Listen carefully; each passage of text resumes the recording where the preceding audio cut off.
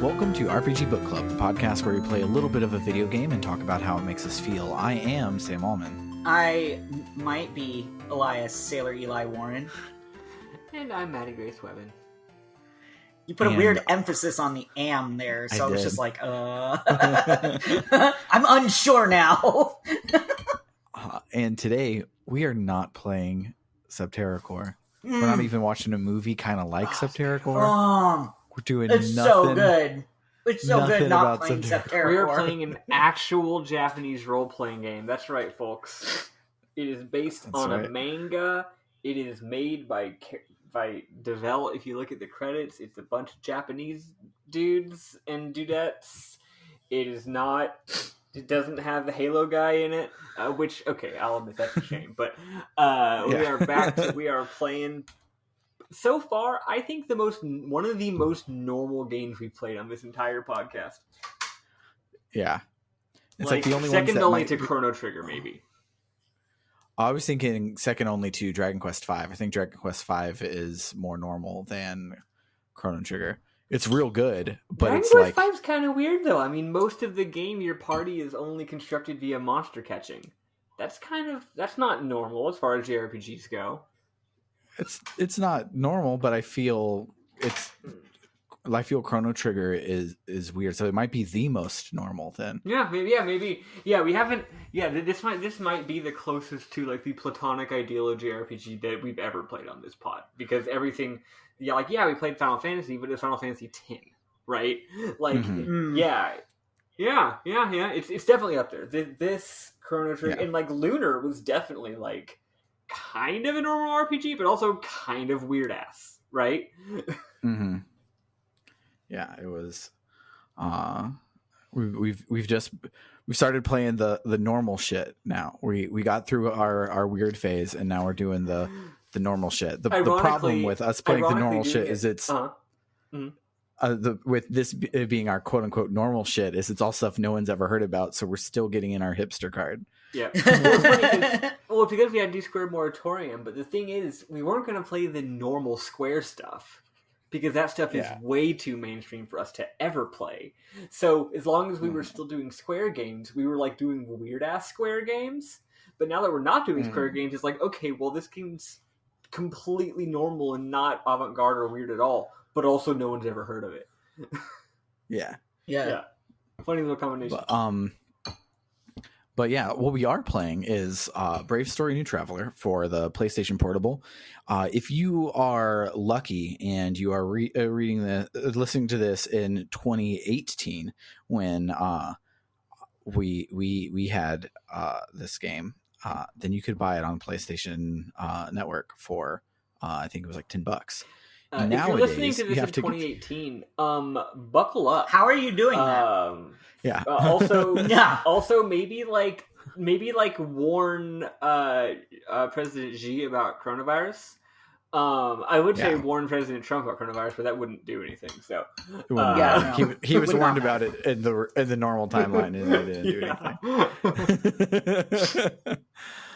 But so otherwise you have to be like me and have bought a PSP to play this game countless years ago and then never played it until just now. The point is, in case Sam's funny joke was a little bit too obtuse, is that the game is no longer available in the normal way. Or rather, it's no longer available to download on Vita in the easy way that everyone can do. You would need to literally buy a physical copy of the game to play it nowadays, or use other methods. Yes. Don't know what those could be. Yeah, I can't. I can't picture them at all. All I know is Bernard sent me a Vita and it had the game on it, so I have plausible deniability.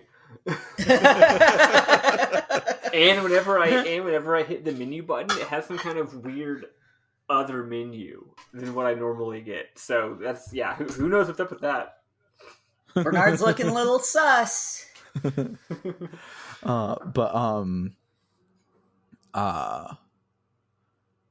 So this game is it's probably the hardest to get legally game that we've played besides Sailor Moon. I think Sailor Moon would take the cake there. Considering by a landslide. It was never put into never English. So. I think once released is a little better than never released, but not by much. So apologies if you like to play along with us. If you want to play along with this one, you still should. But it is an expensive UMD that you have to play on the original PSP at this point. But it's great. So you have our permission to use alternative methods just this once. Yeah. Yes. As a special treat. Yeah.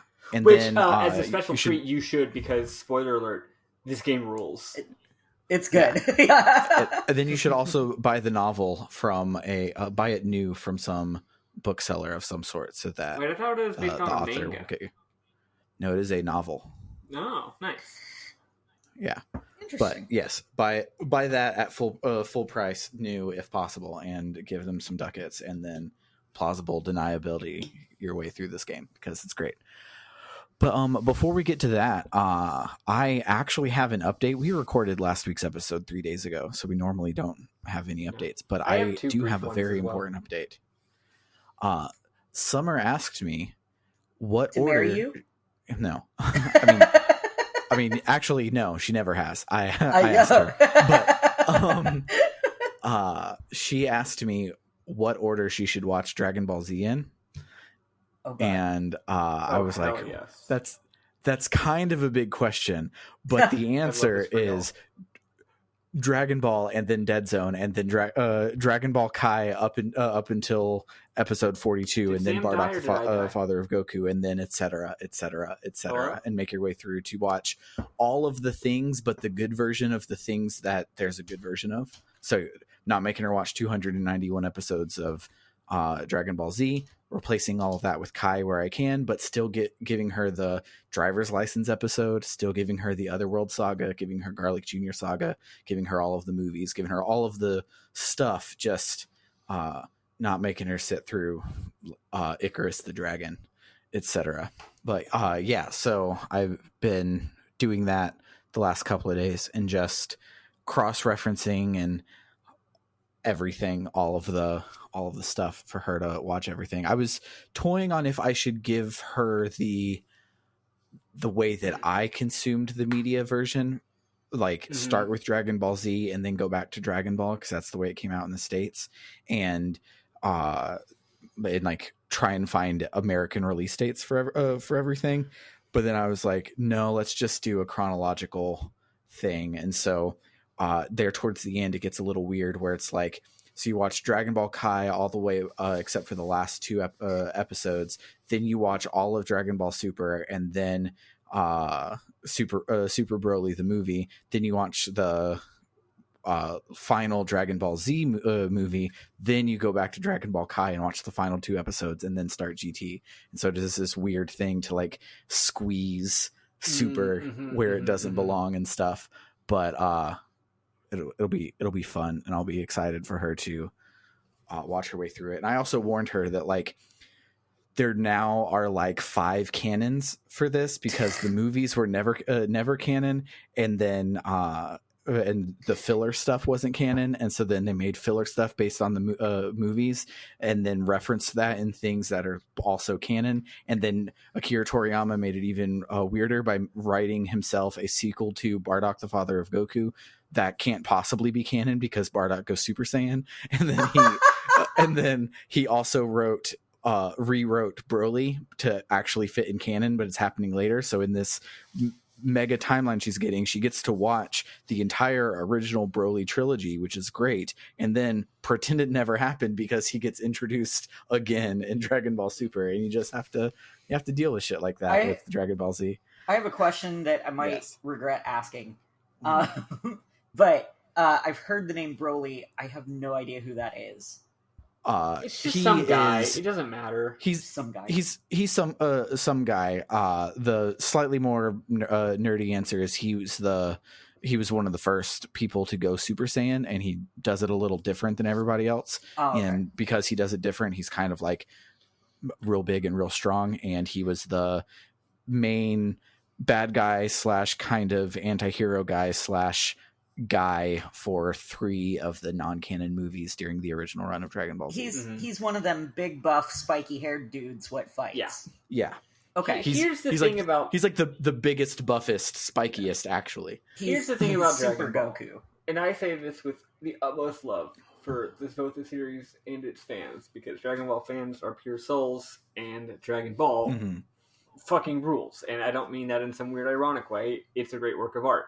But all that being said, a lot of Dragon Ball fans, like every single character in the series has like fans and a fan base, and characters who will buy art of that character and clamor for them to come back into the latest movie, or whine when they're not in the fighting games or whatever.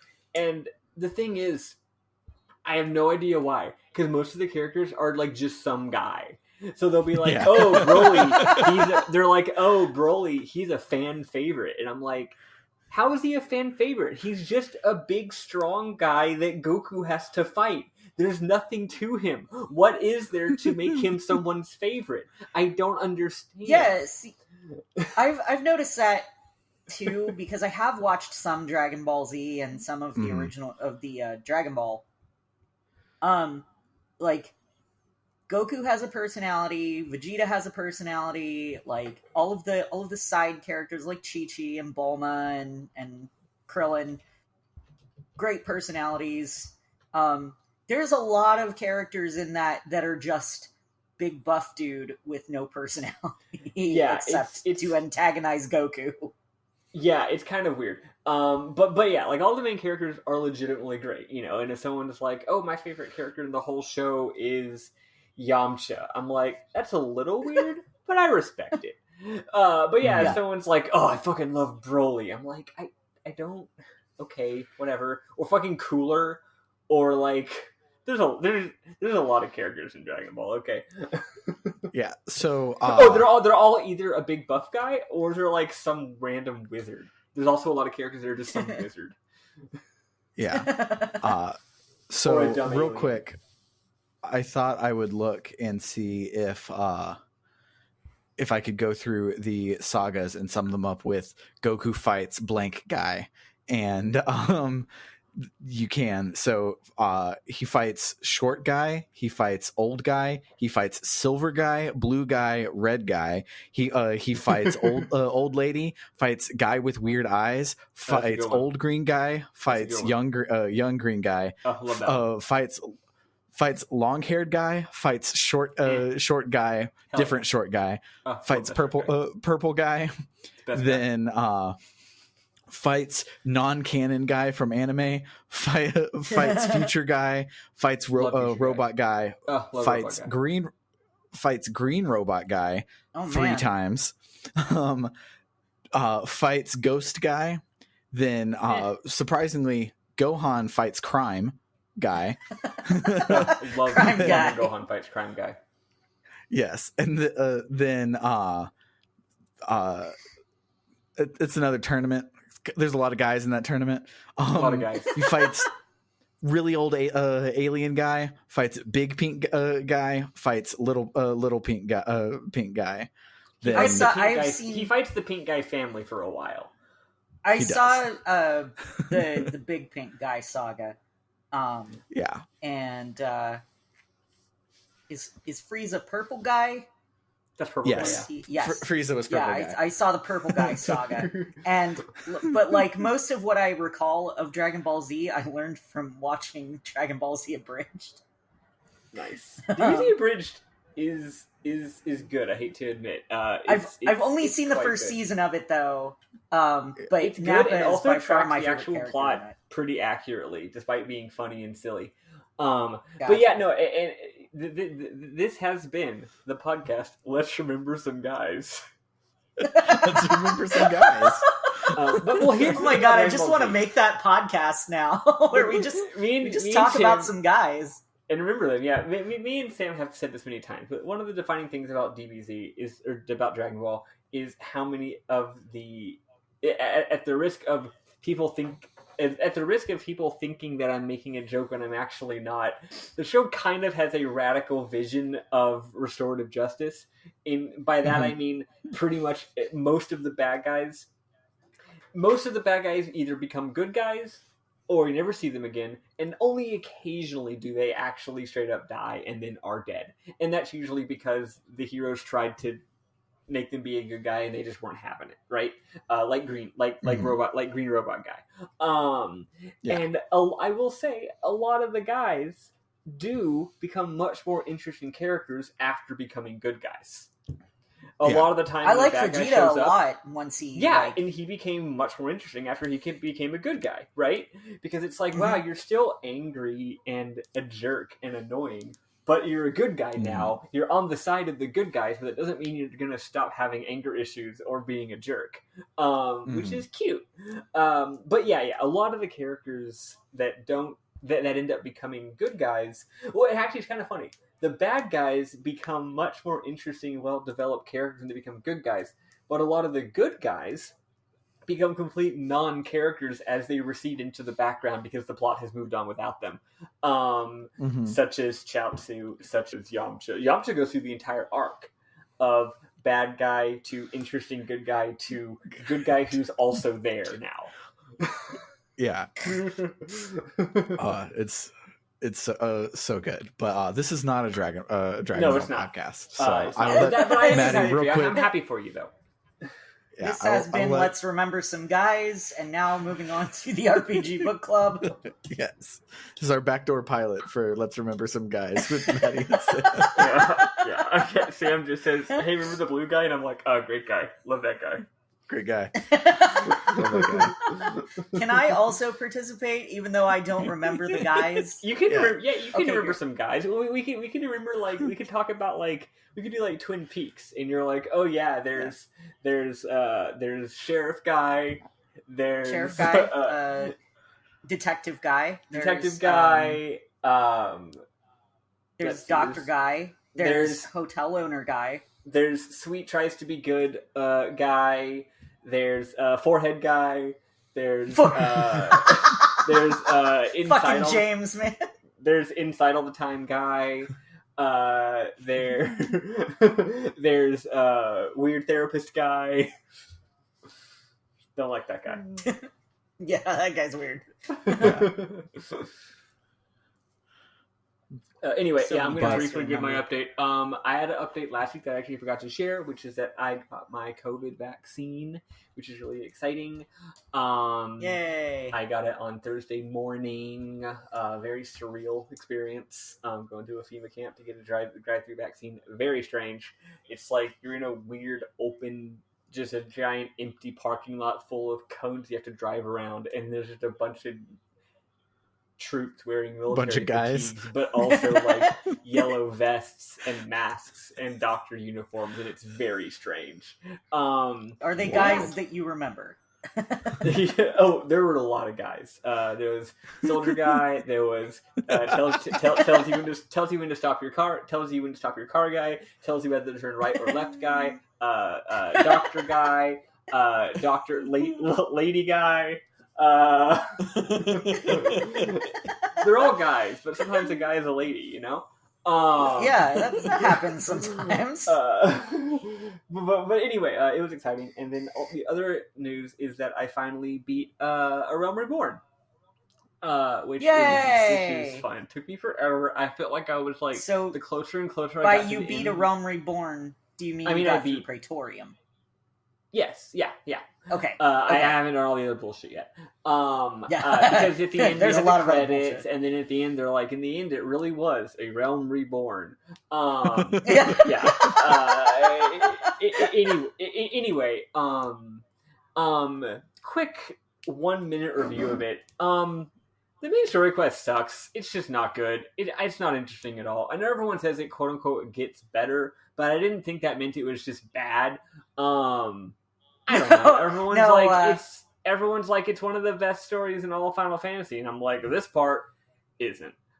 This part, A Realm Reborn is not. Heaven's Word is where it gets good. I wouldn't even call it a bad. It's just there's no there. It's just nothing. It's just Yeah. You go get some crystals and you defeat the big bad thing, and that's literally it. Okay, I was disappointed. If everyone now, if people had told me no, like you're gonna fall in love with the world and the activities are fun to do, and some of the NPC writing is really really good, and some of the side quests are fun, but the main story quest is like literally a non-event.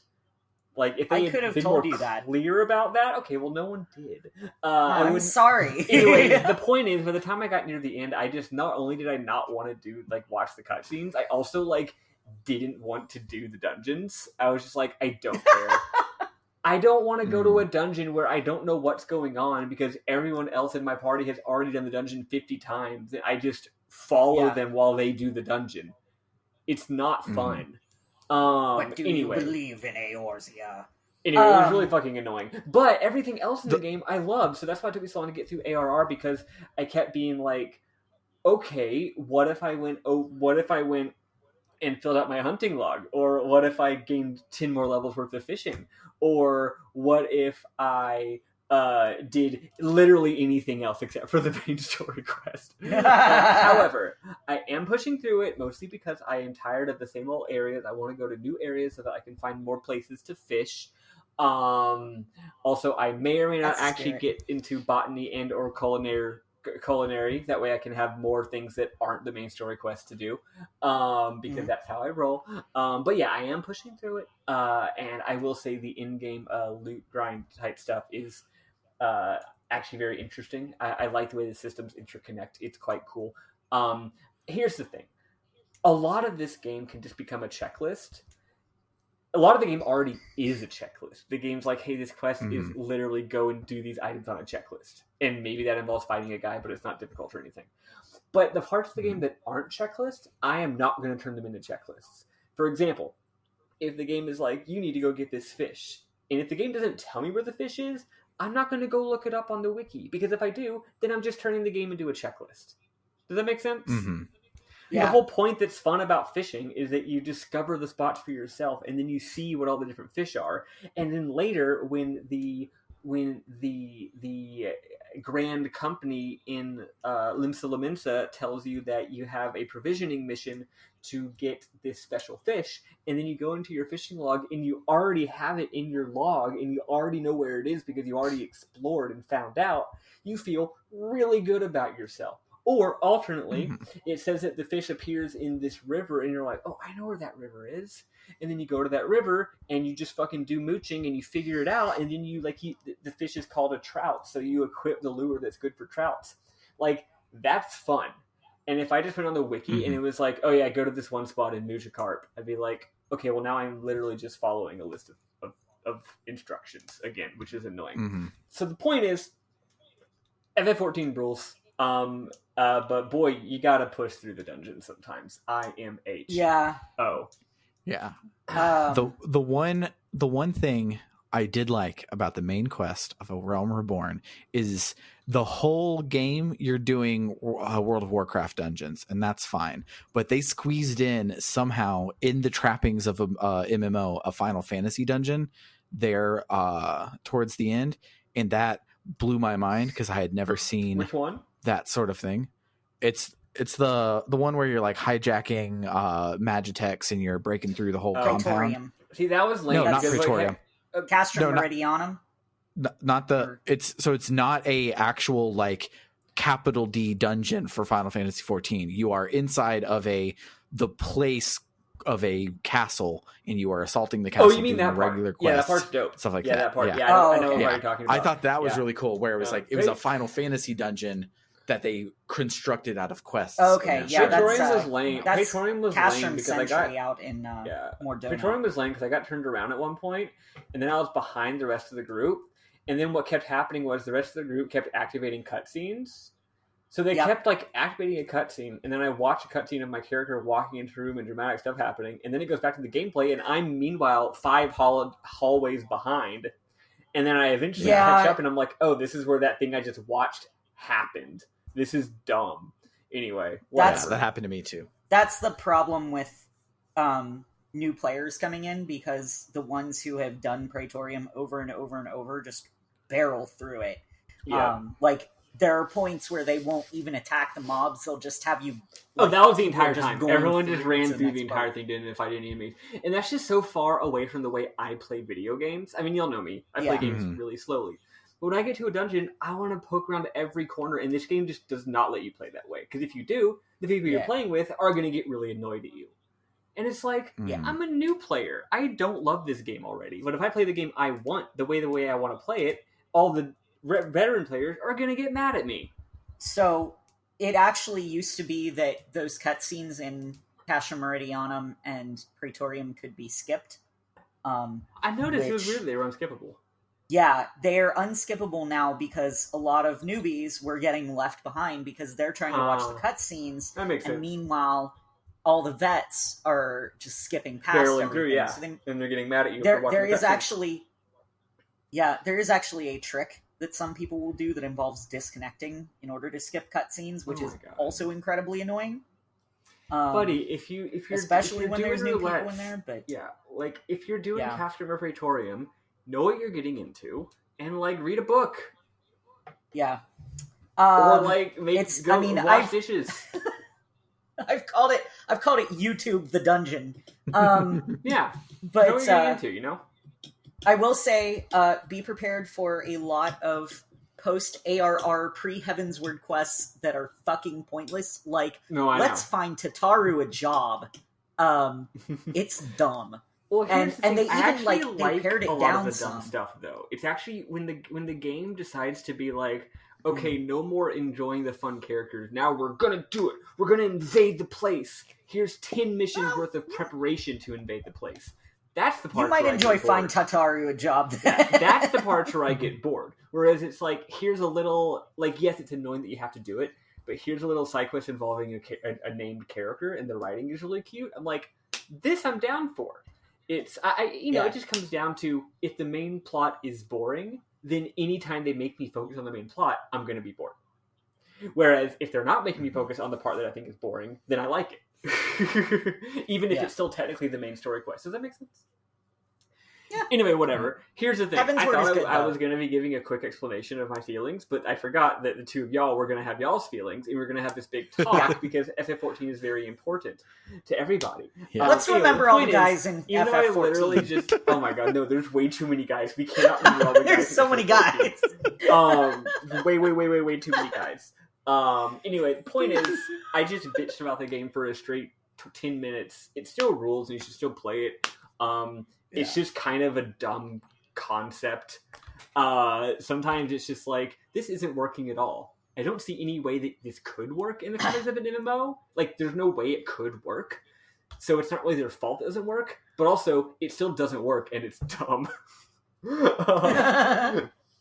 But anyway, that's my life. Got my vaccine, got my FF14, got my girlfriend moving in a week. Life is good. Hell yeah. Excellent. Got my good video game. Any real quicks you want to add before we dive right in, No, I'm good. Eli? Oh, you mean Eli? I thought you were making fun of me. I do. I mean, No, I'm always making fun of you, but I got fucking nothing going on except Final Fantasy 14. oh, good. How's that? How's that? Yeah, going? Can we yeah, talk right? about that for 10 minutes. Knowing you having nothing going on is the best thing we can possibly hope for. So, Right? Right? I know. It's great. So yeah, we will listen to the Lanka track, and then we'll talk about this video game.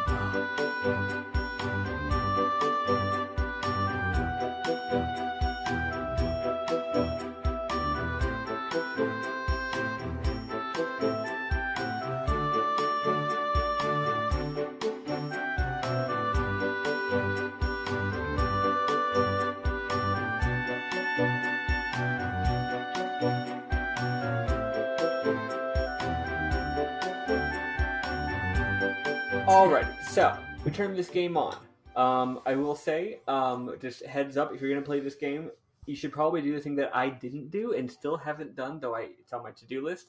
You should probably go online and look up the manual, because this game has some mechanics that it doesn't really explain. So go ahead and look up the manual. So anyway, I don't know what the game's manual looks like. I don't know what the game's box art looks like. I didn't look at nothing. I just clicked on the game and played it, right? So the intro shows a bunch of dramatic shots of a dragon, and then it shows all of our characters.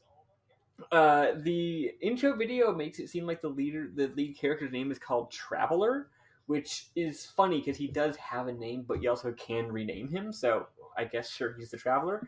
And also there's a girl named Mina, which homosexual reference. And then there's a whole bunch of dragons. That's it.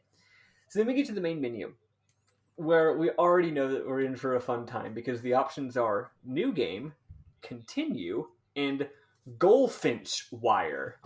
I obviously click on Goldfinch Wire because I'm like, what the fuck is this? And it's like, welcome to Goldfinch hunting quest minigame. You don't have any save data to load. And I'm like, that's right. So that's fun. We have a side quest in this game that's important enough to have a main menu option. Oh, no, it was like trading goldfinches with other players or something like that, which is like, it's really funny when a game that like literally nobody played has like multiplayer options. It's like, dude, you're lucky enough if one person buys this game, much less two. It's cute though. Anyway, then we get to name our main character. We get to name our leading boy and leading lady. Because I was gonna do the joke I always do, where I name the main character Goku, in all caps. But I decided I was getting a little tired of that. Also, the main character didn't look like a Goku. He wasn't as big stupid adult. He was a big stupid child. So I named him Tai from Digimon. And then I named the leading lady Mimi because I wasn't sure if he and the girl were sisters or were siblings or not. So I named the leading lady Mimi because of course I couldn't name her Saya because that might be really weird. If it turns out Sora is girlfriend and Kari would be sister. So those two Kari, are off the table. So I obviously wasn't going to name her Kari because that would be really weird if it turns out that they were girlfriends in the game, right? In case you're curious, right, we should probably tell the players what the characters' actual names are. The Mimi is actually Miki. Miki. And who is the main character? Tatsuya. I misclicked a button and ended up putting a B at the beginning of his name, so I changed his name to Butsia. And Miki is Monkey. Nice. So we've got Butsia and Monkey, or Tai and Mimi, if you're me. Yes. So anyway, so we start the game. Prologue. Doorway to Destiny. Then I wrote in my notes, wow, W-O space, then wow. These graphics are beautiful, is what I wrote here. They are beautiful graphics. The graphics are really fucking good. So anyway, so set the scene. We've got a modern day looking world, a modern contemporary world in a city, and you've got this park. And a young boy and girl are sitting on the park bench, and they're in front of a fountain. And the graphics are beautiful, very softly lit and richly textured. It's that certain combination of like sort of softness and looseness. It looks a lot like Persona 4 Golden, TBH. So anyway, so the boy is playing video games on his. He's playing video games, which is kind of funny. Also, a cute, ugly dog is there. Mimi says she loves spending time outdoors, quote, for a change. Tai literally doesn't even notice because he's playing Game Boy Advanced. She says, we promised we'd help her take Kratos, that's presumably the dog, for a walk. We say, just one more level. And then she starts to blab out her schoolmates like a girl. And then a frog shows up, and Kratos chases the frog away. And then Mimi runs after the dog, and she screams. Oh, and then you hear her scream. And then the dog runs back and tries to get Ty's attention, like, hey, Ty, something bad has happened. But this entire time, Ty is doing the exact same animation of playing his PSP without noticing any of this. It's kind of hilarious. He finally does notice Kratos and notices Mimi is gone, and then he runs off to chase Kratos. He comes across, Mimi lying on the ground. We cut to a few days later. Turns out Mimi had just fainted and she was taken to the hospital, and they don't find any signs of physical or mental trauma, but she won't wake up. Distraught, Ty runs up to the roof of the hospital, but he trips, and his Wonder Swan color clatters to the ground. He hears a mysterious female voice. "It hurts to lose someone dear to you, doesn't it?" she says. Then we realize, holy shit, that frog is behind him. The frog is the lady that's talking.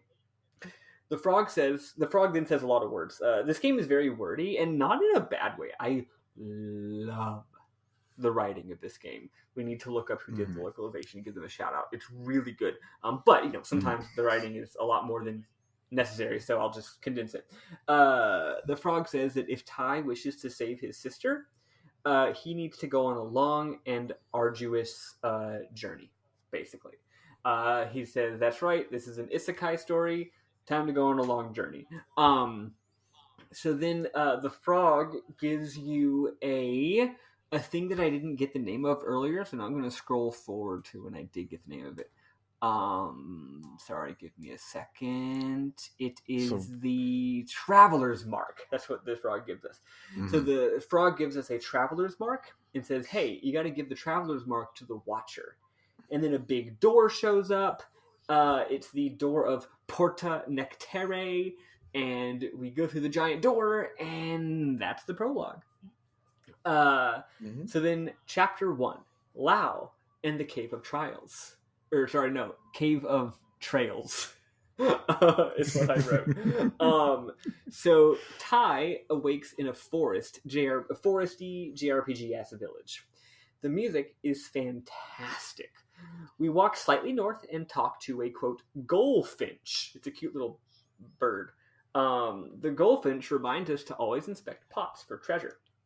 Then there's a shack and a whole line of goldfinches blocking our exit from the forest. Turns out we're not in a town, we're just in a forest with a single little shack. They say we can't leave until we find a map. So we go to the shack, get a map, and leave the forest. Turns out we just left, quote, Wayfinder Lao's hut. And the only other thing on our map is the Cave of Trials. Well, there's Lao in the Cave of Trials. That solves that mystery. Yeah, done. Got it. Figured it out. We know what we know the chapter has. These chapters Quest have complete. very, very descriptive titles. Yes. In the cave, the birds sort of taunt us about how we're going to go into the dungeon, but it's dangerous. We do. And then some filmmaking happens, and there's 4 guardian statues, which say they need to question us before they let us go through. We then do the same thing from the beginning of Kingdom Hearts, where they ask us these questions like, oh, do you value strength or protecting your friends? And you answer a question. And then they're like, they're basically saying, hey, do you want strength or do you want defense? Hey, do you want magic or do you want agility? But they ask it's an interesting little character customization thing. Yeah. So they're giving us our starting stats, right? I beefed mine the fuck up. Yeah, I was just like, make me slow and tanky and powerful. I think I did fast and powerful and magic-y because I was like, none of it probably matters. So I'm going to do not just hit very hard, but spoiler, he still hits real hard and has no magic yet. I did Glass Cannon. I gave him strength instead of defense, and then I gave him agility instead of defense. Nice. And then I gave him protection against magic. So anyway, so after you do this, a fucking wizard shows up. Turns out it's Wayfinder Lao. He says he's a guide to all travelers new to the world of, quote, vision. We show him our traveler's mark. He also says that I guess you could call me a watcher. And we're like, oh, a watcher? I'm supposed to show you this thing. So we show him our traveler's mark. He tells us what our stats are, and he tells me that my rank is Novice Brave, Prototype 3. I'm guessing that's everybody? Yeah, that's what I got told.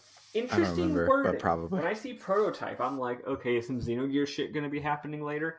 Then he gives us our equipment, aka makes us look even more stupid. Except he says, incredibly stupid. It's really dumb. like Dragon Quest 2 hero stupid. Yeah. He says that we look really good though, unlike the quote impudent rapscallion who arrived a bit earlier. So that's something to make it. The main character of the novel. Yeah. Oh. That's Really? interesting. Anyway, the point that's something this is a side story to the novel. Oh, that's actually a little bit less interesting. I figured it was like gonna be like the main villain or something. Anyway, he makes us do a really tiny dungeon with a quote-unquote puzzle that I didn't really understand, and after just 2 battles, which could have theoretically been 0, we finish the trial and get warped back to the Wayfinder's hut. It's a very basic dungeon. What's up? The puzzle is flip the bird to open the doors, which I thought means was click on the things. Okay. Yeah, you just click on the bird statue. But you don't click on the ones. Flip the bird has a different connotation. Yeah, I actually was pretty sure I got the puzzle. The puzzle is that you have to turn the bird to face towards the open door, and 2 of them are already facing that way. And if you click on them, then you get attacked by monsters. So it's like, no, you didn't need to click on them; they are already good. Which I did. But I wanted the XP. Yeah, which is fine. The problem though is that the birds who give you the puzzle, who give you the riddle, it's like 3 different lines worth of riddle, even though only one of the lines is actually important. So that's why I was confused. I was like, is there more to this? Nope, that's it. So there is more to it, but so there's too much to it. So the ones that you're supposed to do are the ones that the thing you're trying to do is light all the torches, and the torches are outside of the doors where the birds are not facing the right direction. But also, if you walk in every door and there's a bird facing away from the door, then you just turn the bird. And so the whole thing about the torches and that being your actual goal is kind of secondary, and you don't actually. So there were just multiple clues recognize telling you to do the same thing.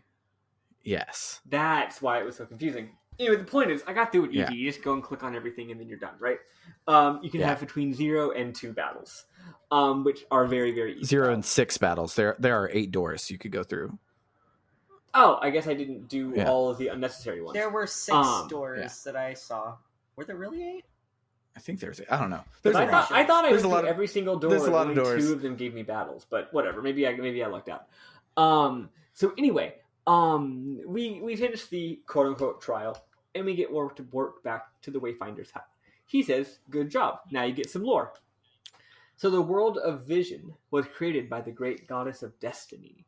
Travelers come here to have their wishes. Travelers, capital T, not just anybody. Travelers have come here to have their wishes granted. Now that we've gone through what was admittedly a formality, we must brave many perils and go to the Tower of Destiny, where the goddess will grant us a single wish. Oh, well, that sounds pretty easy. We just hightailed over to the Goddess of Destiny's tower. No, you fool, you moron. Your Traveler's Sword, which is a reflection of your inner strength, has 5 slots in it. And you gotta collect the 5 magical MacGuffin gems and put them into the slots so that they'll become the Demon's Bane, which will open the way to the Tower of Destiny. Now, there is one interesting thing. I think they give it an interesting little twist here. They say, the gemstones will find their way to you after certain ordeals. And then he can't, and this is paraphrasing. He says the gemstones will find their way to us after certain ordeals, but he can't say what they are. So he's literally just like, yeah, just go out there, man. Just be brave, creative, resourceful. Just like be a hero in general. Just do stuff and you'll get them. Which I think is neat. He's not telling us go kill the 5 dragons. He's just like, just figure it out, man. Just do it. Ranting of Ultima 4, actually. He says something to the effect of like, the point of being here is to kind of just like meet everybody and learn from everybody. Yeah, and exactly. Become a better person. Grow and as a person, you and then you'll that, get there. You'll get your rewards. Any whoomst. We rest for the night. And as we part the next morning, he gives us a final bit of advice. Each time we and this is really interesting. I'm looking forward to this. Each time we located a gemstone, we will be allowed to return to our original world, 1 time. We should use this chance to visit the person we miss most. Then he says that the mirror of truth and the star sigils will open the way home for us. Okay, sure. He then says, get thee to the town of Lanka. And he teleports us away. Then he muses, ... a second ... What could it mean? Chapter 2. That's it. That's chapter 1. Pretty short chapters. Chapter 2. You did it. Lanka's sweetheart. So we already know about Lanka. Now we try to find the sweetheart. We awake in another forest with a new great piece of music. This is the one... No, we haven't played this one yet. It's here that I realized that the circle button lets you run really fucking fast. Yes. Anyway, we see a girl being attacked by wolves. She's run pretty at tough. the speed of Sailor Moon. Yes. One thing I like here is that she's not like, oh no, she actually does literally call herself a damsel in distress. She's like, hey kid, don't you know a damsel in distress when you see one? But actually, she's doing just fine. She can fight the wolves just fine. It's just that they can call friends. So it's just too much for one person to handle. It's actually too much for two people to handle. And after fighting them for a while, Lao teaches us that we can emit a blinding light from our sword to escape from a battle. So here we see something the game's going to be doing a lot, which is contextualizing and narratizing things that are just JRPG tropes that most games don't bother giving narrative justifications. So most games just like, you press the run button to run. But on this, it's you press the run button to emit a special blinding light from your sword that throws the enemies off so that you can run, which is kind of cool. Anyway, so we do that. We learned that her name is Yuno, and you don't get to rename her, and she lives in the town of Lanka. We exchange pleasantries, and she realizes that we don't know shit about shit, and we have a magic sword, so she intuits that we're a traveler. She's never met a traveler before. She invites us to stay at her mom's inn. Oh, also, she is as well a kiddo. Same as us. Okay, first of all, Yuno is adorable. She's so cute. I love her. She gets even better. Oh yeah, I accidentally played a little bit too much this week because I was mistaken. Eli was like, when do we stop? And Sam was like, save right after you get to chapter 3. And I was like, save right after I'm done with chapter 3. Got it. So I played like a third of chapter 3. So it turns out she gets even more adorable. Oh my gosh. So she's a cat girl. And the graphics are really good, and her ears will like twitch while she's talking. So good. She's just great in general. She's really good. She's very much a stereotypical character. She's spunky. She's kind of got a bit of a temper. She's Misty from Pokemon. Like, she's that trope. But guess what? She's adorable, so I don't care. Also, turns out this game has party chat. If you press R, Yuno will talk to you. Although she only tells you just what your goal is, so it might not really be party chat. It might just be remember what my goal is. But so far we haven't had another party member yet, so I don't actually know which it is. But still, try pressing R to have Yuno tell you what you're supposed to be doing at the given moment. Anyway, we arrive at Lanka, which you heard the music earlier. It's fantastic. Also, this town is very zoomy outy. Oh yeah, I said the game's beautiful, but we didn't talk about what the graphics are. The graphics are, it's top down, typical JRPG camera angle for most of the game, but it's full 3D graphics. Your characters are 3D, the environments are 3D. They treat it like it's a late PS1 pre-rendered graphics game, but the camera can get off sticks if it wants to. So it's like you don't have camera controls. You just kind of look at it the way they want you to look at it for whatever that scene is. Yeah. But then you get into a cutscene and the camera like can move and all of those things. And it's it's super good. Yeah, so like it's even more simplistic. Yeah, so it's even more simplistic than like Xenogears or Dragon Quest V, because you can't even like rotate the camera, right? But like Xenogears, actually, yeah, like Sam said, it's so cool to have that traditional top-down view, and yet, anytime they want to, they can do cutscenes and have like camera angles and do stuff with it. It's like it's really the best of both worlds, honestly. And also the character models. The character, if you recall the PSP is a pretty powerful little machine, right? I don't know how it relates to the PS2, but like it definitely is a lot closer to the PS2 than it is PS1. So like, yeah. This game looks and feels like a PS1 game, but the graphics are so much more technologically advanced than any PS1 game, and the character models are like really detailed and really expressive and rich. which is why these characters are so endearing. At least so far, because of how expressive she can be. It's really great. The main character is not endearing because he just looks like a dumbass. But he's still cute. And is a silent protagonist. So anyway, now that you get a feeling for what the game looks like, Lanka makes use of the game's full 3D nature because it's really zoomy outy. So the whole time you're in the town, you just have a really, really high zoomed out angle that you don't get in the dungeons. And as someone who accidentally went to a second town this week, I'll say they keep doing that for future towns. Nice. So we go to the enormous inn, and introduces us to her folks. They reprimand her for not bringing her dog like they told her to. She didn't bring her dog into the forest. They're like, hey, if you brought your dog, you would have had protection from the monsters. Did you notice what the dog's name was? What was the dog's name? Sotark. It is Kratos spelled backwards. So here's the thing. Oh my god. I 100% noticed what was going on here. So I was about to say in my notes, the dog is the same kind of dog that we had back in the real world. So obviously there's something weird going on here. And yet I did not notice that the dog's name was Kratos backwards. In fact, I accidentally clicked through the cutscene, and then when I went back to put the dog's name down, I had already forgotten it. So thank you, Eli, because even though I had already kind of intuited what was going on, it turns out it's much more obvious if you're Eli and can pick up on obvious clues. Yeah, I was just like, that's a weird name for a dog. So also in just a little bit, I'll just go ahead and spoil it. In just a little bit, we're gonna tell that she is very similar to Mimi. What did I name her? Mimi.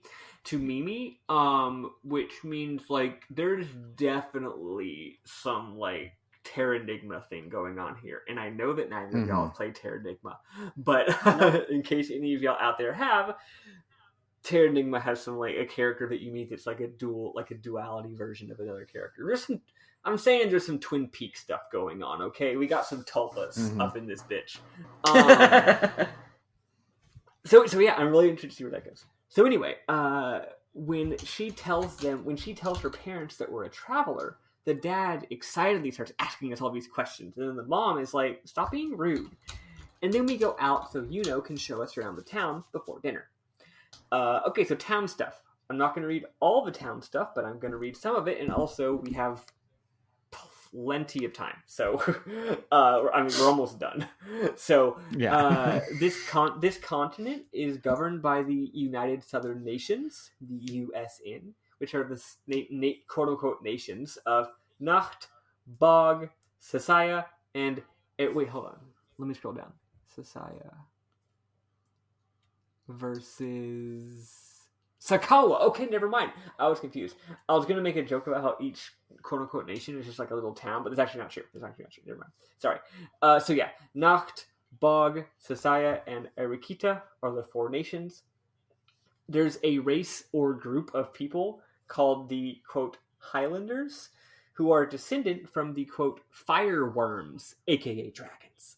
It turns out there's some lore. It's so I ended up getting the cutscenes in reverse order. I got the optional cutscene about Highlanders after the required cutscene about Highlanders because I was exploring. So it turned out that dragons helped to guard the goddess while she was creating the world. And as a reward, she sent them down to Earth in the form of men who settled the Highlands. So a Highlander was originally basically a dragonborn, right? But now a Highlander just means someone who is the guy literally says that the word Highlander is synonymous with someone being brave and strong. We'll learn more about the Highlanders in just a second. So now for the races. There's a lot of races. The most common are Anka, which I'm guessing just means normal humanoid looking person. Also Kitkin, which is cat person. Is half Kitkin. Her mom is Kitkin, and her dad is Anka. There's Waterkin, which we meet one in just a second. They kind of look like the dolphin guy from Xenogears. Remember the dolphin guy? Oh, I love the dolphin guy. Let's remember some guys. There's also Beastkin, who are what you'd expect. They're big furry dudes. There's Karulakin, which I don't think we met any of those this week, or if they did, I didn't notice. And then there's a small minority of creatures called Pankin. Yeah. So then we explore some more, and we get to an actual required cutscene. We go into a building with a little emblem on it, and it turns out this is the local branch of the Highlanders. They're a international organization. Initially describes them. She says that they, quote, keep the town safe. Sort of. And I'm like, that sort of is a little bit interesting. So then we, it turns out that the Highlanders, if this game was going to do it turns out the Highlanders are bad actually twist, it wouldn't surprise me. But it's not super obvious either. So they seem like they're if the monsters are invading the town, they protect them, right? But also they keep the peace by taking down, thieves and brigands. Also, they are international. They seem kind of like a combination of like cops, knights, mafia, and what's the word? Masons. I'm not really sure. They are exactly the Bracers, and if you want to know who the Bracers are, tune into our Ko-Fi special of Podcast no Kaseki, where we play the Trails games, in which Bracers are a whole thing, but they're this whole thing. Yeah. So anyway, we'll find out more about them later, I'm sure, right? Also, to be clear, the Highlanders are not all Dragonborn. That was what they were originally. Now it's just an organization that you can join. In fact, they mentioned that they do take bounties on monsters, and that they're not currently hiring, but if you go to a later town, you might be able to get hired as a bounty hunter. So is like, ooh, I want to join, which is weird because like you think she would have figured this out by now. Also, they simply, one thing that I do like is they don't call it they don't say, oh, go down to the Highlanders. Each local branch is simply colloquially known as a branch. So they'll be like, oh, where's the branch at? Oh, where's our local branch? Oh, call the branch, which I think is cute. I think that's just interesting to me. So anyway, we do that. We do that. Let me back up. So a little bit more exploring. Right outside of our inn, we run into a lady named Marie, who is hanging around outside looking troubled. Presses her to share her woes, and she says that she dropped an accessory in Lanka Forest. The accessory was a gift from her craftsman boyfriend. Volunteers to go get it. So we do that. That's literally it. Okay, it's funny to do the whole you do that joke, but I might as well explain. We go back to the dungeon we were at earlier. When we were there earlier, there were a bunch of logs blocking some areas, but it turned out that the Highlanders cleared out the logs. So we can explore the dungeon more. There's actually lots of really good loot in this dungeon, but it's not really necessary. And eventually we find an earring, which is like, you found an earring in an entire forest? Mino's got good eyes. That's all I'm saying. I can't fucking find an earring inside the room I know I dropped it in moments after dropping it. If the room has carpet. Much less. It's gone forever at that point. I somehow managed to misplace earrings during coronavirus. Do you know how many locations I go to? One. I go to one location. It's my bedroom. And somehow I managed to lose earrings. But then whenever I lose them, I think to myself, it probably is under something, but I am going to be moving out of this location eventually. I'm sure if, worst case scenario, when I move, I will find all these earrings. And you know what? No, I didn't. They just got vanished they got despawned because I didn't interact with them for long. They just got despawned, okay? Whatever. So anyway, the point is, is really good at finding earrings. There's not even a boss or anything. It's like the most nothing dungeon ever. So we do that. When we go back and we give her the thing, in thanks, she gives us an accessory book and craft tools so that we can make accessories. At this point, the game is like, yeah, we're going to be giving you lots of tutorials. So it turns out that every time you kill enemies, they drop like items. like a hide or a red stone or whatever. And it turns out you Mhm. shouldn't just go and sell all those at the general store like I did earlier. No, you should in fact keep them because you use them to make accessories. This game is very generous. This game gives you 1 armor slot, 1 weapon slot, and 3 accessory slots per character, which is a lot. So I'm sure that crafting all kinds of interesting accessories is probably going to be a big deal in this game. Kind of like Lost Odyssey. So yeah, but it's pretty simple. Each accessory, you have to find a blueprint for it. So you gotta find an item that tells you how to make it, and then you gotta have the items for it. That's it. Back at the inn, we enjoy a taste. Everyone, us, and her parents enjoy a tasty dinner, while we, the players, enjoy some nice graphics. Eventually, Yuno's mom tells Ty that he should head to the town of Lyris because it's beautiful, and he'll have a nice time there on the way to his eventual destination of the Tower of Destiny. Then, out of the blue, Yuno says she's going with us. The mom is upset. Also, we, the players, are surprised, but not that surprised. I mean, this is a JRPG. People do join parties for no reason at all. But still, it's like, girl, you've got a home. You're a child with 2 loving parents. You're just going to leave to hang out with this guy, right? But then the dad actually says, he's like, yeah, go for it. The mom is really upset about this. And then he says, no. Like, my dad, says Yuno's dad, so Yuno's grandpa, he says, my dad, before I was born, once journeyed with a traveler.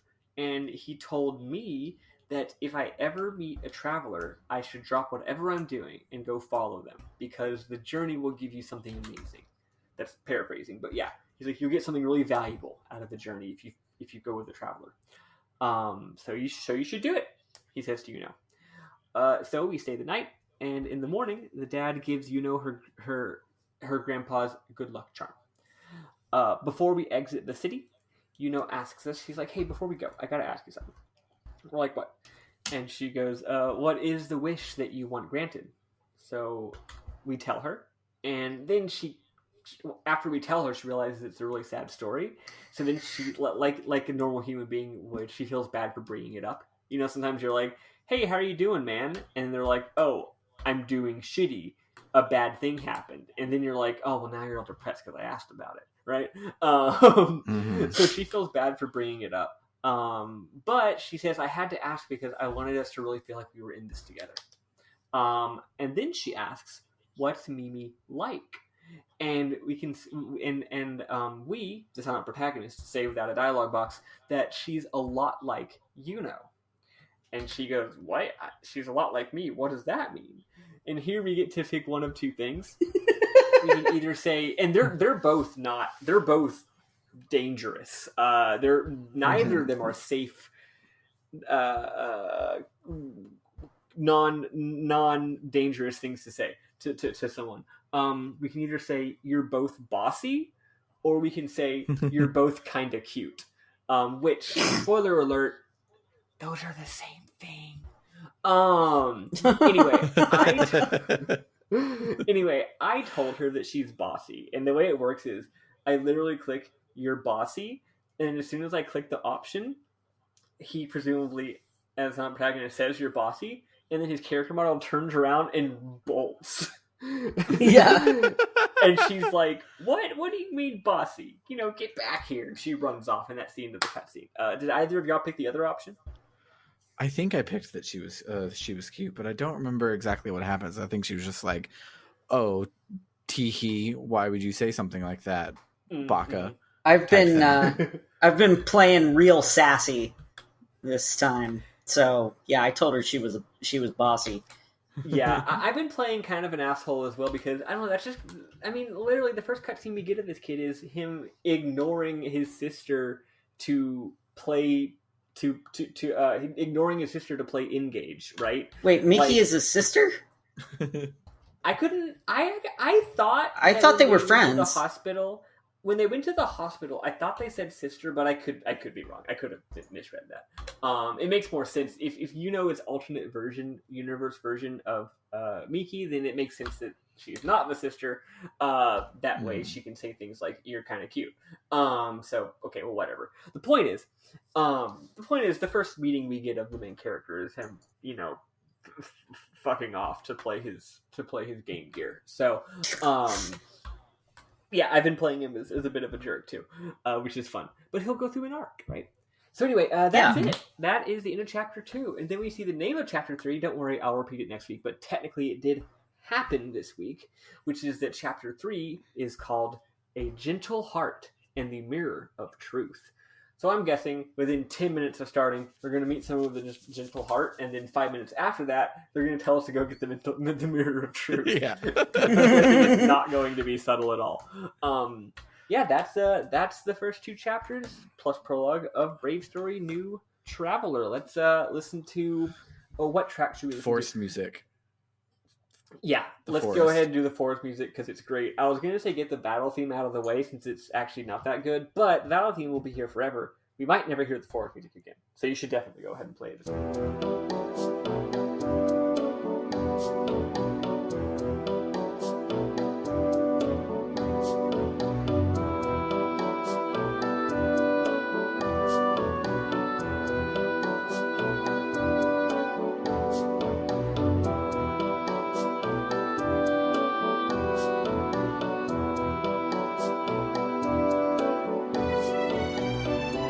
So the first thing I want to talk about, because we talked about it a little bit before we started recording, and I wanted to mention it again, this game does a weird thing, and there's no reason for it to do this weird thing. It does nothing for you as a player besides it's just fucking cool, but you level up mid-battle. So if there are 3 mooks and 2 mooks will level you up, you will be a higher level when you go to kill the 3rd mook, and it's just really cool. Like, cool.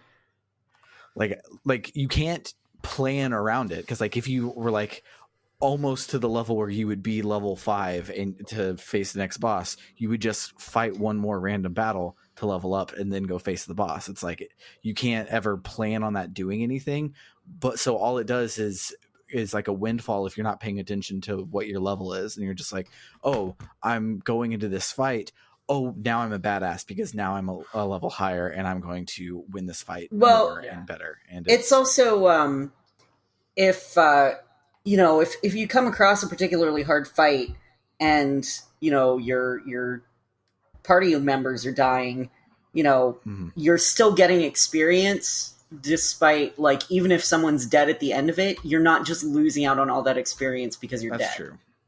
That's true. Yeah, like if you have a glass cannon that takes down 6 of the 7 monsters and then dies on the 7th monster, they're not suddenly nothing. Yeah, they're there for 6 of them. Actually, while we're on the subject, I want to briefly mention something. Isn't it really a mom? It's something that happens next week, but I'm going to go ahead and mention it this week. So this game doesn't talk about all of its mechanics a whole lot.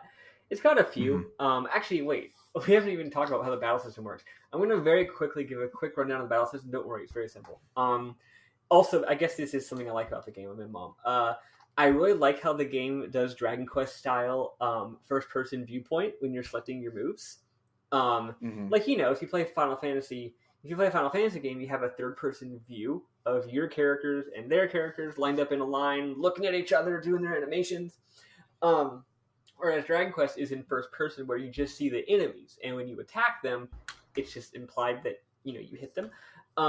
This game does what Dragon Quest VIII does, whereas you see all the enemies in a first person head on view, doing their really, really cute little idle animations. Great enemy animations in this game. But then once you pick one to attack, then you see a little animation of your character run and hit them, and then it goes back to the first person view, which is cool. The fact that it looks a little bit like Dragon Quest visually tips you off that the game is definitely going for a bit of a Dragon Quest-y thing. So the battle system is very simplistic. You pretty much at this point, you're just mashing X. But your main character can attack, you can defend, you can use items, you can run. The other character, though, she can use magic, which has a special bravura techniques. We are going to learn Bravuras. The characters mentioned that we're going to learn magic later. We just haven't yet. The only Bravura technique we have so far is heal because she's a girl, and she does less damage with her bow. I like how in game mechanically, she is definitely you're a girl, so you have to do less damage and heal. But in the plot, she's portrayed as 100% competent, which is funny. Anyway, anything else? The final thing is this game has dual techs, which is fun. But here's the thing about dual techs. We only have one so far. It's really good. If we use it, it's Tai and Yuno. Tai attacks and Yuno steals. So it's a steal and attack at the same time, which is the only way to steal. There's not a just steal move, which is weird. But here's the thing about dual techs.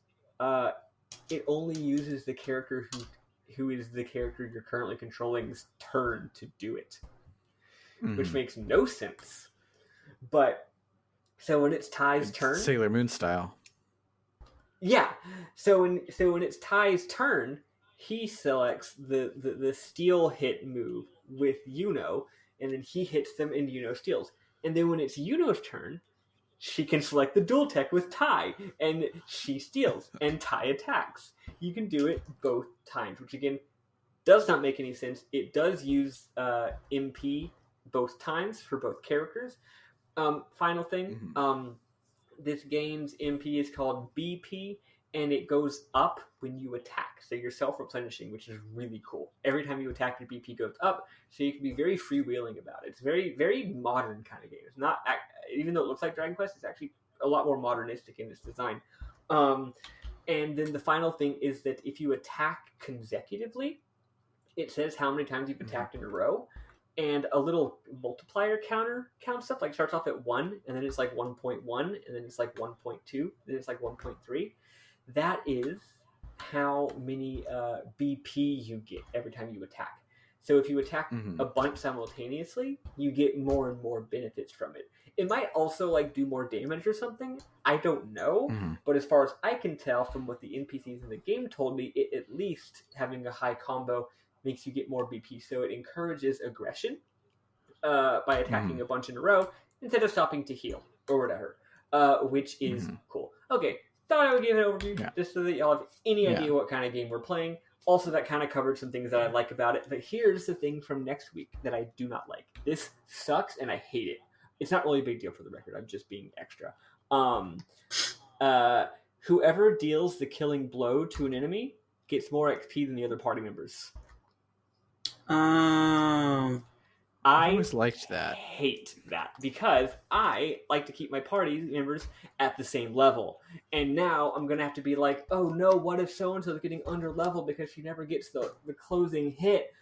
But, I mean, you're talking to someone who, if I'm in a dungeon in Dragon Quest and one of my characters dies, I'm not going to fight any more battles because I don't want the other characters to get ahead. Don't worry, I eventually get over that and just say fuck it. But like that's what I want in my heart, right? So anyway, it's simultaneously something that I think is annoying and also a helpful tip for those of you who would care to know that. You're welcome. Nice. All right, back to Mim-Mums. Yes. So the other thing, speaking of battles, we're not quite to Mim-Mums yet, but the graphics for when number go up are real good. They are like manga sound effect pop out of everything, and it is great looking. Yeah, and it didn't need to be sound effects. It even says like skirt or clang when you hit the enemies. Yeah, it's really cool. It's super good.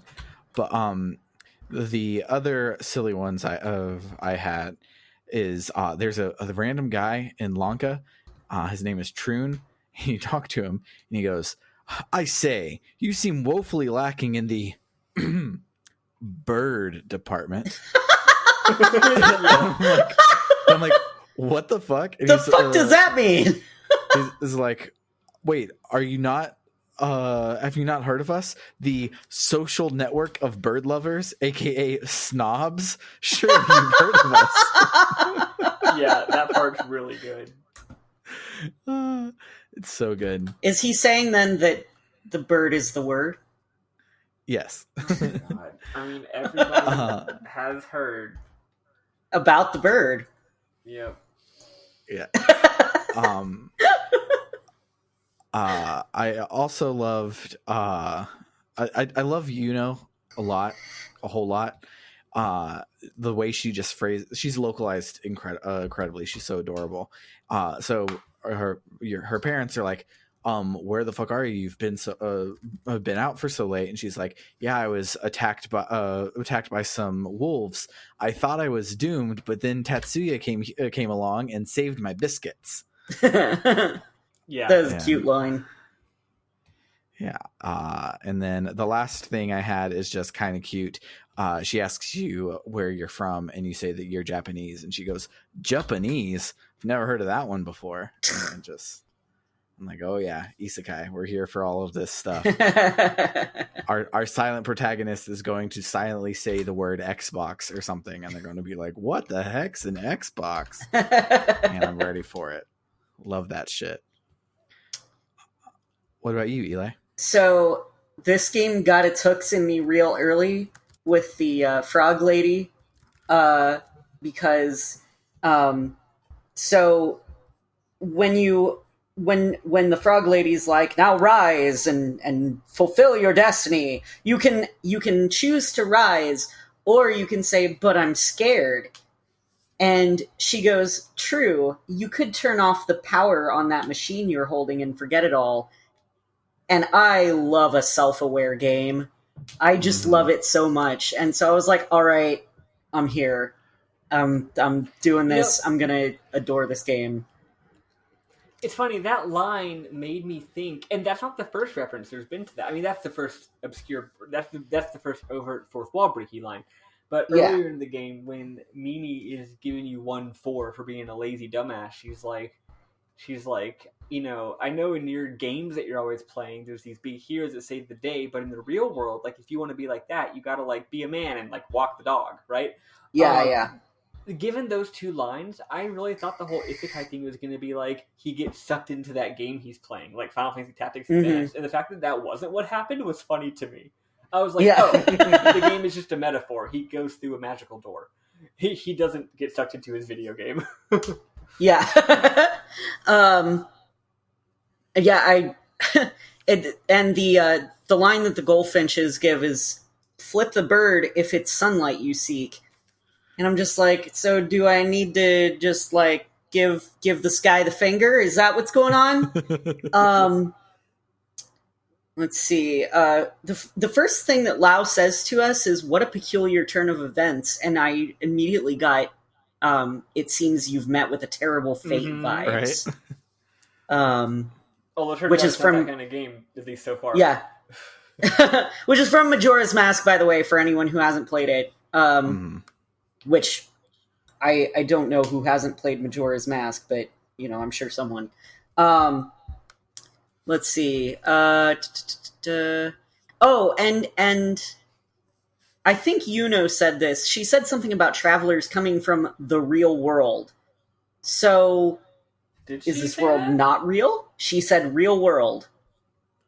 Weird. Yeah. I mean, it does seem like it's a place that explicitly exists for little boys to go through adventures on, which is interesting. Interesting, like, fake world. Oh, what happens to the fake world when you're done with your adventure? What's going to happen? Again, very Final Fantasy Tactics Advance vibes. Yeah. Let's see. Oh, and when you explain that you're a traveler to her, she says, you know, I always thought they were big and burly and had hairy chests. And I'm like, that's how I feel when I look in a mirror and I don't see those things. I thought that I was a man, but I don't, you know. Let's see. Oh, I also, Yuno has little animations for her ears, and they're so fucking cute. Yeah.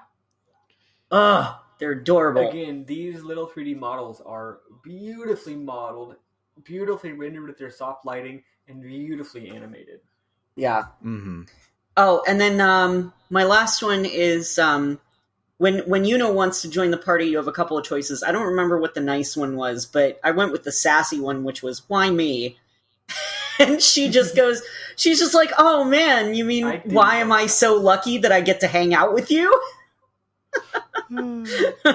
I love her. She's great. We stan Yuno. We do.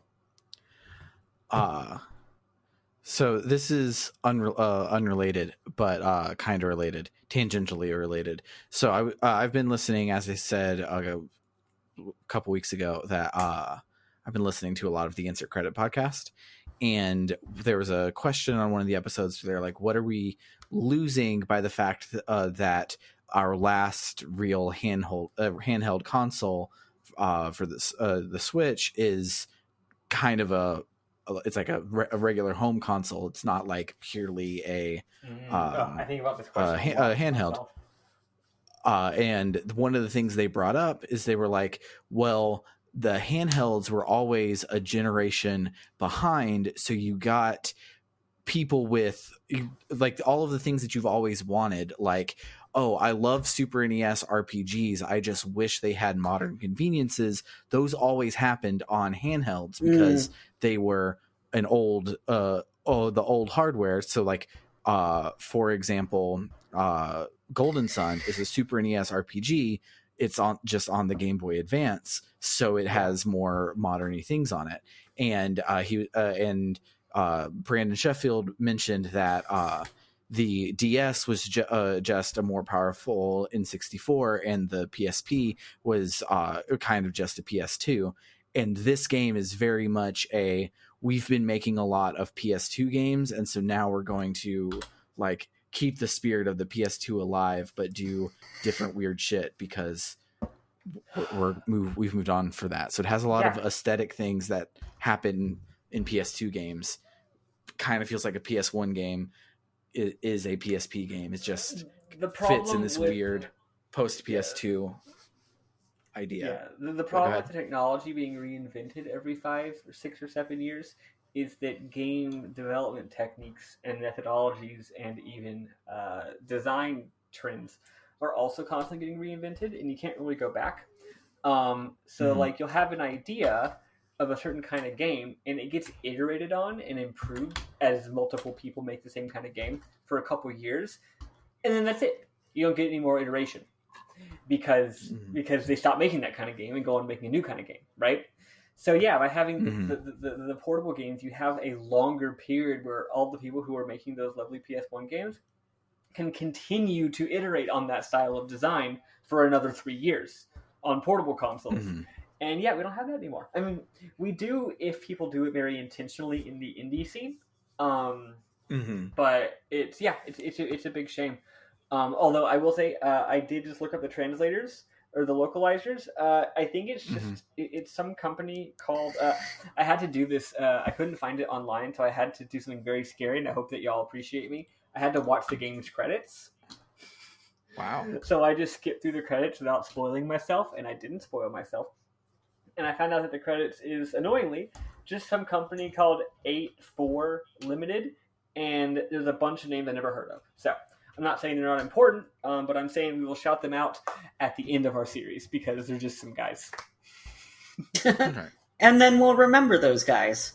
Yeah, there's like 5. It's like a team of 5 or 6 guys. So I'll make sure to shout them out at the end of the game after we've seen more of their work. Is it not just Xseed? Because Xseed is on the front and is credited on Wikipedia as their localizers. It says translation. English text translation 84 Limited. This is probably a company that Xseed like contract with or something. Okay. Yeah. I just I thought you were doing a bit when you're like, yeah, it's localized by some company called Xseed, but no, you actually meant some company. It's some guys. I have 2 quick memoms. Actually, no, 4. One is that, like I said, this game's graphics are beautiful, but at one point you are in a giant barn, and everything is normal size except that there's an absolutely enormous shovel and an enormous giant pitchfork that are they're like 4 times as big as you. So that doesn't make any sense. The game set dressing doesn't match the size of the characters, which is the thing that happens in games sometimes. But it's just quite funny. I laughed. When you're outside in the town, again, the graphics are so beautiful and so detailed. Going in and out of one of the main gates that you can't open, it's not the door that you come through, is like a bunch of tracks going through the dirt, showing that many different vehicles come and go out of these doors. And some of the tracks like veer off in a direction towards other buildings. It's just really cool. Finally, two more. Like most games, you have like Final Fantasy X or whatever. You have little healing orbs you can click on to heal, and also save points. They are separate, so technically you can have one without the other. The save point is called a memory sphere, and the healing bauble is called a healing glim. And also, only travelers can use them, someone mentions. So again, kind of cute. They're getting over the whole, like, wait, what if normal people could heal themselves at any time? What the heck does saving mean? It's like, no. This is only for travelers. Normal people don't interact with these. These aren't part of the game's world. Also, the traveler world kind of exists for your sake. Interesting. Also, they have one more little plot thing. So, like most games, like Dragon Quest games and stuff, every inn has the same little sign on it that says inn. Every armory has a little armory sign on it. Every weapon store has a little sword symbol on it. But in this game, an NPC tells us this is because they're all in the same trade guild, and that actually the little sword sign isn't just a sign that says, "Hey, we sell swords here." It's actually the emblem of the Blacksmiths Guild, which that's cool. It's just such a little thing, but it's cool. All right, that's everything I got. Awesome. One thing that I got is a RPG Book Club T-shirt, because my proof came in from our new merch company, Printful, and it rules. It looks really good. Which one did you get? I got the Lost Odyssey cover, so the current cover of the podcast. I got that one on a shirt, so I have my own face on a shirt because I'm Metallica. It's the only people I've ever seen to do that publicly, wear their self on a T-shirt. But yeah, the shirts are real nice. If you would like one, you can order them from our shop at our website, which is just www.rpgbook.club. Click on shop, and everything is right there. I'm gonna get one of the person shirts at some point because I've never had my art on a shirt. That's super fucking cool. I'm so excited. Yeah, it's super dope. It's not my best work, but whatever. Whatever. What is? Good, so. It's true. Maddy looks phenomenal on that shirt. She does a stupendous job on that. Thank you. Look good. But, Sam looks extremely hot. Here's the thing. It's not that Eli's not hot. It's just that Eli was Jansen. And Jansen isn't that hot in the art. But Sam got to be Kime. So Sam Eli didn't draw that. Eli didn't draw that one. Eli drew the Persona 3 I drew the Persona one. Was Akihiko. Yeah. Oh, but isn't that the art? No, the Persona 3 the Persona 3 one is Persona 3. Lost Odyssey is Lost Odyssey. No, I know, but Eli was saying that his Yeah, there are two shirts up on our website right now. One is the year 2 art, I one is the year 3 art. I only saw the Lost Odyssey shirt. Yeah. Yeah. No, and Eli drew the other one. And in fact, when you said that, I was like, Eli didn't draw that. But then my brain was like, I guess I must have remembered wrong. No. Didn't draw that one. Not taking credit for that. I legitimately thought you didn't draw that. That's not your art style. But then I was like, but Eli just said that he drew it, so I guess I'm wrong. I am not taking credit for someone else's art. I promise. I'm sorry for confusing everybody. Well, the person who did do the art for that made Sam look the hottest out of the three of us. Sure did. Yeah. I look spectacular. Shout outs to Sister Orator, developer of Lint that we've played on the podcast before. They drew the art, and It's real good. I'm real happy to have it on a shirt. But right now we have 2 shirts and a beanie up. The beanie's actually embroidered, which is real cool, but that makes it real expensive. So don't go in expecting cheap beanie prices. But yeah, I'm real excited for all of those. I'm not sure exactly how like picking your size and color and shipping address and all of that works. So if you want a shirt and none of it makes sense, I will reach out to whoever's the first one to do it and figure out the best way to do all of these things. So if you want to contribute in a great way, besides just giving us money, you can go and buy us a shirt and help us with all that stuff. Otherwise, you can hang out with us on our Discord. There's a link there on the website. And our Discord is a nice, fun place where we have lots of friends. Don't think we got any new people this week, but them's the break. It's kind of a lull in the Discord right now. So nobody cares about Septerra Core. No, nobody cared about Septerra Core except it was the best numbers we've ever done. So maybe no one cares, but maybe everyone loves it, or maybe everyone tolerated it. Maybe everyone's just going through a lot of shit right now. Didn't have time to do Discord, right?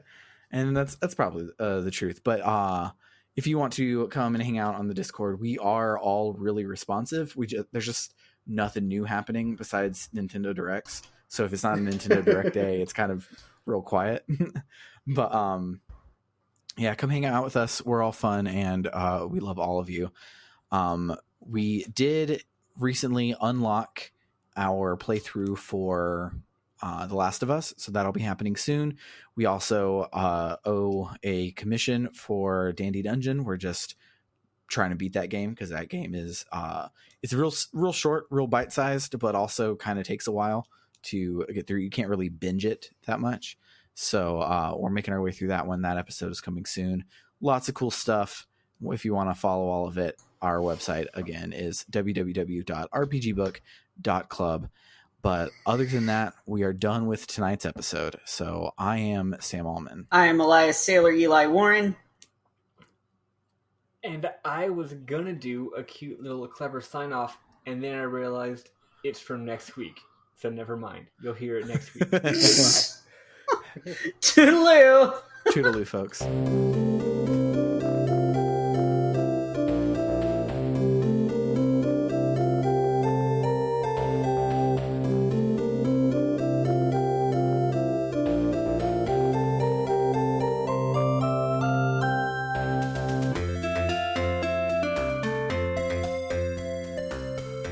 So I think I found the reason that Eli likes games, and it is all related to the running animation. All right, let me hear this theory. What, like bad running animations? No, just it has it has to be something about the running animation needs to be unique to that game. Otherwise, he won't like it. So, Sailor Moon runs goddamn fast. Really good or really bad. He likes that game. Chrono Trigger is a really bad running animation. He likes that game. The version of Lunar that he's playing, you don't get a full run. You can press the run button to like jog for a little bit, and then it slows back down afterwards. But it's like harder to control while you do. It's the dumbest thing in the goddamn world, but it's weird, and therefore really he liked that game. This game runs goddamn fast. Lost Odyssey runs goddamn fast. Phoenix Wright, there is no walking animation. That's weird. That is weird. Dragon Quest V doesn't have running at all, but you kind of walk at the speed of running. Yeah, which is kind of you walk weird. pretty fast, and you have a instead of having a horse, you have a fucking wagon. So that's cool. Yes. And Dragon Quest games do that thing where when you're standing in place, you like still do the walking animation. You walk in place all 24/7. So yeah, this is just a very we're just living in a very legs-based economy, basically. Yes. I do enjoy a good leg.